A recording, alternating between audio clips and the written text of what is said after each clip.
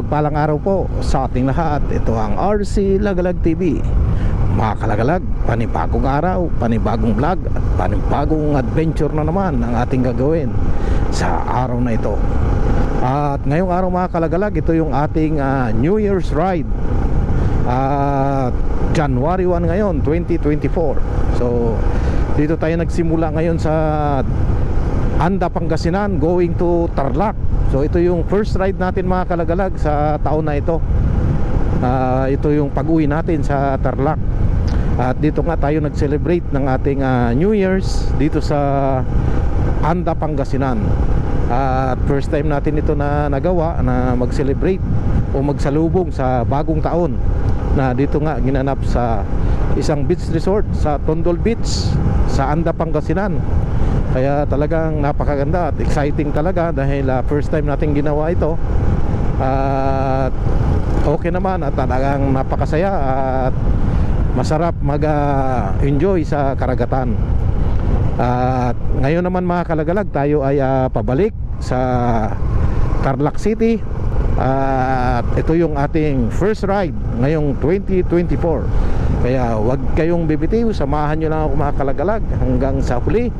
At syempre marami tayong makikitang mga magagandang tanawin habang tayo ay pauwi sa Tarlac.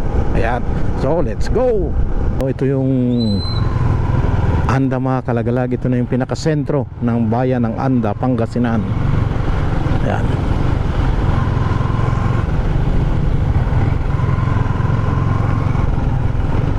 At maliit lang din tong bayan ng Anda.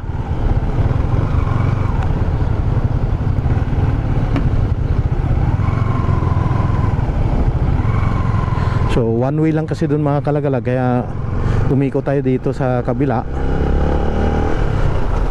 para malampasan lang natin yung one way dyan sa sentro ng Anda sa may public market nila.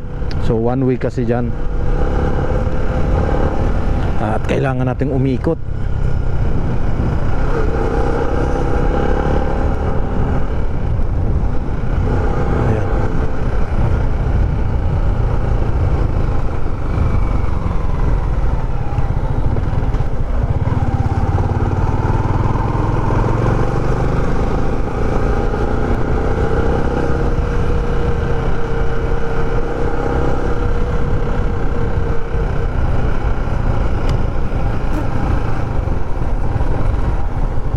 Ganda ng mga halaman, oh.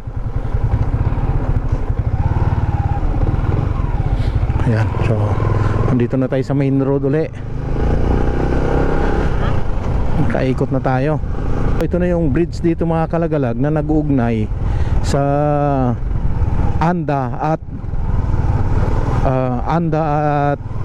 Bolinao, Pangasinan. Ayan, so ito yung nag-uugnay dito. Kasi ito Anda, pagtawid mo dyan, Bolinao, Pangasinan yan, yung kabila. Ito Anda, Pangasinan. So ito yung bridge lang ang nagkokonekta sa dalawang bayan na ito sa Pangasinan. Ayan, so napakagandang bridge ito mga kalagalag. Ayan, oh. At talagang malaking ginhawa ito, yung tulay na ito.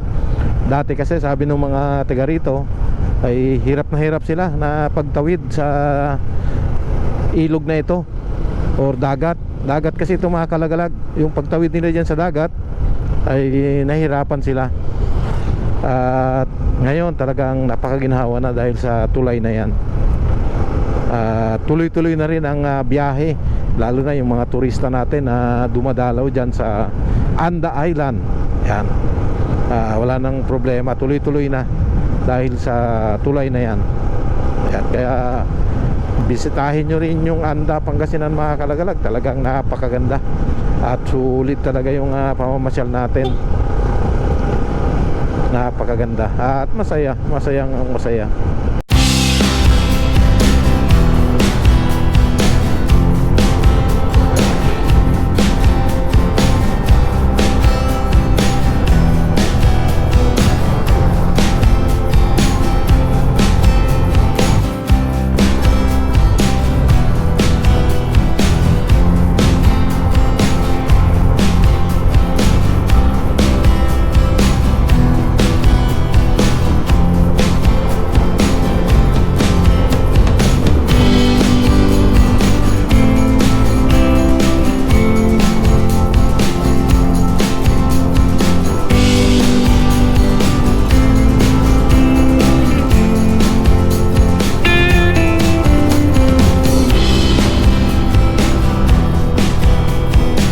Nandito na tayo mga kalagalag sa bayan ng Bani, Bani, Pangasinan.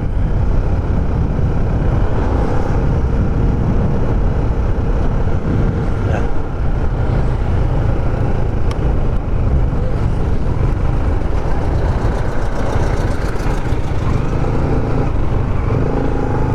Ito yung municipal hall ng nire-repair pala yung munisipyo nila.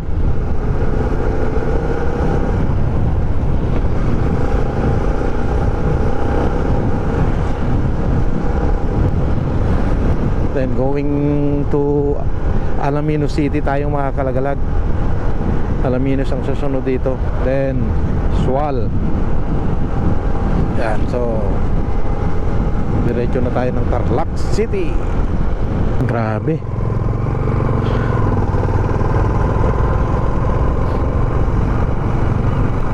Pa. Grabe oh.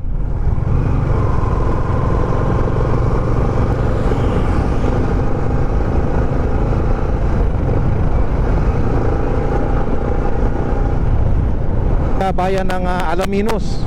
So Alaminos City tayo, pero hindi tayo dumaan dun sa sentro ng Alaminos. So nag-ikot tayo sa kanilang bypass road.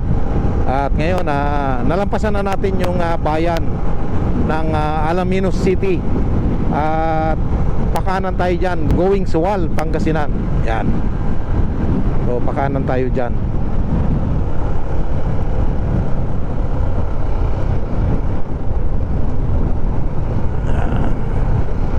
Kanan.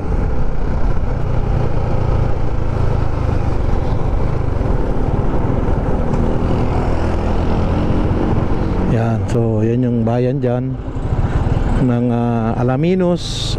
At dito tayo, kakanan na tayo, papunta tayo ng Sual, Pangasinan. Ayan. So convoy pa rin natin tong mga anak natin.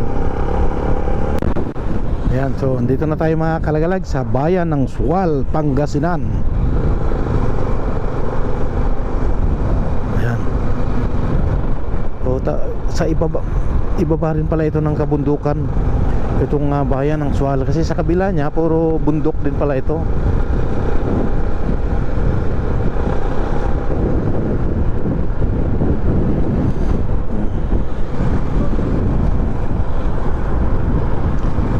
Malapit na tayo sa plaza ng Sual, Pangasinan.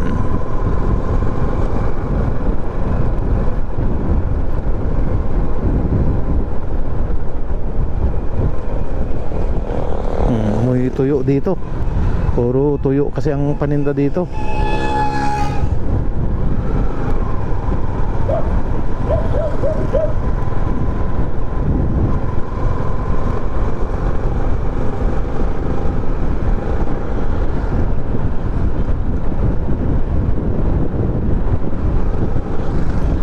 Ito yung town plaza nila dito mga kalagalag ng Sual, Pangasinan. Yan. At nandyan yung kanilang munisipyo rin, municipal hall. Bugalyon, Pangasinan na tayo mga kalagalag. At nandito na tayo ngayon sa main road. Ito na yung Tarlac, Pangasinan Road.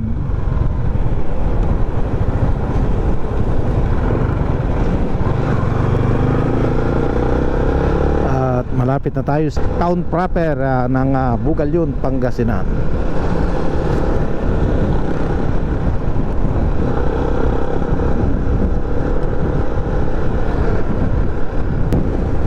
So ito na yung town proper mga kalagalag ng Bugalyon, Pangasinan.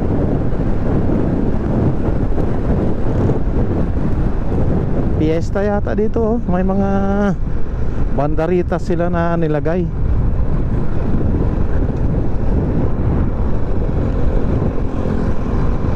Maring piyesta nga dito sa Bugalyon, Pangasinan.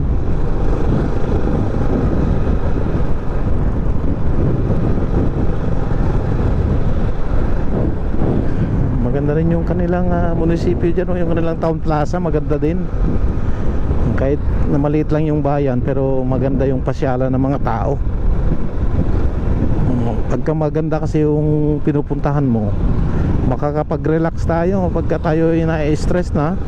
Pero magaganda yung nakikita nating tanawin, medyo nare-relax tayo pagka tayo ay nakakakita ng mga magagandang tanawin.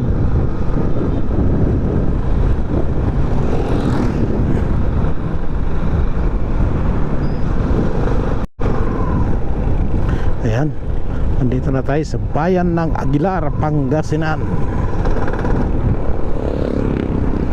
Ka-6 pala. Yan yung church, Catholic church nila dito mga kalagalag. Talagang ito, parang lumang-luma na rin ito. Mga simbahan na sinauna. O yan o, taas din yung kanyang bell tower.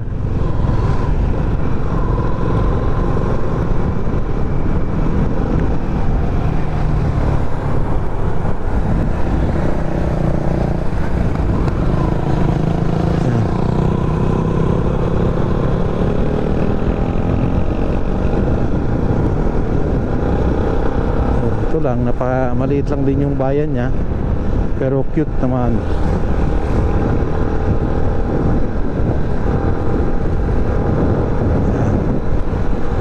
At yung isa sa magandang pasyalan dito mga kalagalag, itong Daang Katutubo.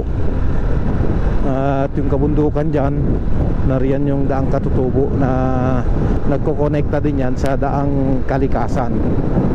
At sa mga susunod na araw siguro muli nating pasyalan ang lugar na yan. At tayo ay dudugtong dyan sa Daang Kalikasan mula rito sa Daang Katutubo. Ayan. Nasa bayan na tayo ng Mangatarem, Pangasinan.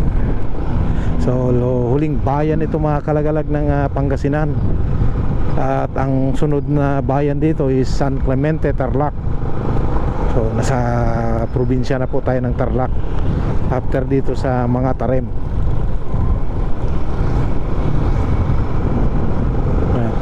So maliit na bayan lang din ito. So 3 bayan ito na sunod-sunod na maliit mula Bugalyon, Aguilar at saka itong Mangatarem dito sa Pangasinan. Talagang kuan ito. Maliliit na bayan lang siya pero napakaganda. At nandito lahat yung mga tourist spot, kagaya itong Mangatarem, nariyan yung Daang Kalikasan na siya rin yung nagbibigay ganda at nagpapadami ng mga turismo sa lugar na ito dahil dyan sa Daang Kalikasan. At yung Daang Kalikasan na yan mga kalagalag, yan yung daan na diretso sa Santa Cruz, Zambales. At dito nga ang lusot niyan sa Mangatarem. At ito yung town plaza nila rito mga kalagalag, oh. Kita nyo naman, high school pala ito. Yung kabila, yun, andun yung town plaza. Simple lang itong bayan, pero tingnan nyo, may Jollibee, mayroong McDo, may 7-Eleven. So ito kasi mga importanteng establishmento, mga puntahan talaga ng bata yan eh. Ayan. So ito yung kanilang town plaza dito mga kalagalag, oh. Kita nyo naman, oh. Napaka simpleng town plaza pero talagang napakaganda. Lalo na sa gabi yan, napakaganda yung mga pailaw na nilagay nila dyan, oh. Parang ginaya nila dun sa Tarlac, sa provincial capital. Ayan. At ito, Old Church din ito mga kalagalag, yung kanilang simbahan dito. Ayan, oh. Kita nyo, talagang napakalaki. Pero na-renovate na nila ito. Hindi na siya original yung mga inilagay dyan. Yung mga bricks, hindi na siya original.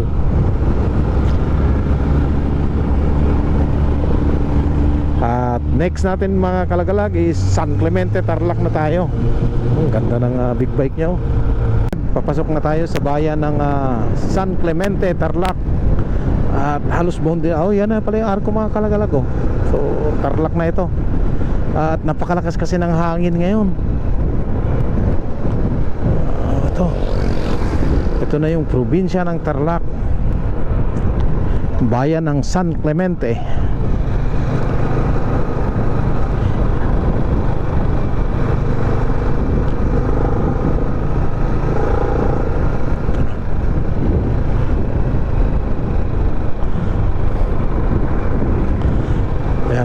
Malapit na, mga 1 oras na lang tayo.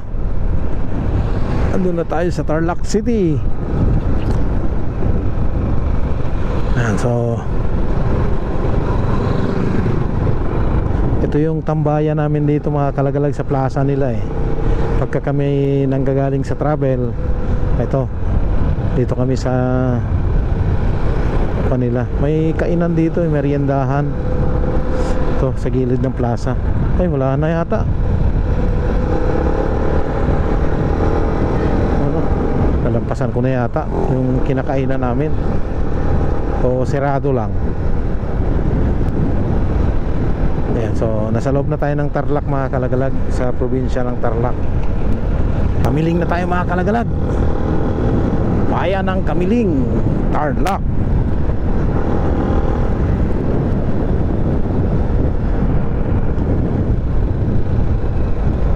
So ito yung pinaka town proper nila rito.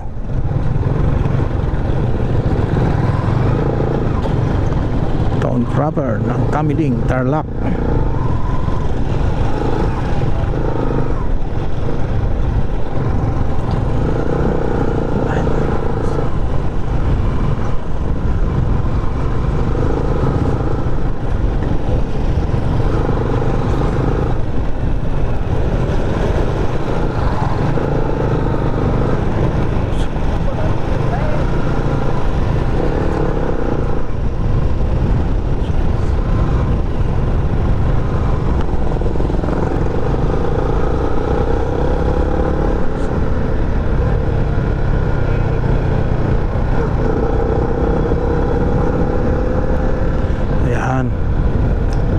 Ay, luma rin pala yung church nila rito, Yan yung bell tower nila, mataas din. Yan, so ito yung town proper. Kukunti ang sasakyan ngayon dito dahil New Year. Pero pagka hindi holiday yan mga kalagalag, talagang grabe rin ang traffic sa lugar na ito. Ito yung town plaza ng Kamiling.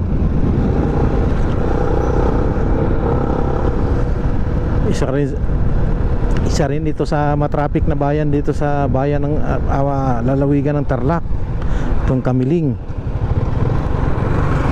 Halos araw-araw din traffic sa lugar na ito. Ayan, so patawid na tayo ng mahabang tulay, matarik na tulay.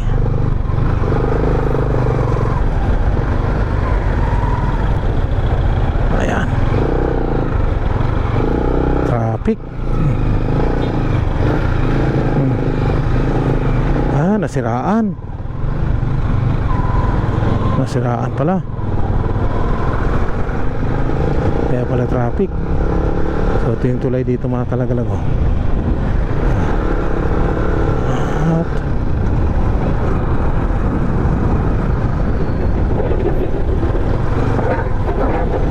ito yung tulay. Ayan, so dito na natin putulin mga kalagalag itong ating pagbablog. At ito yung ating first ride ngayong 2024. At muli, ako ay nagpapasalamat dun sa mga nag-like, nag-share, nag-subscribe sa aking channel. Maraming salamat sa inyo, sa inyong walang sawang suporta. God bless at ingat po tayong lahat. Salamat po.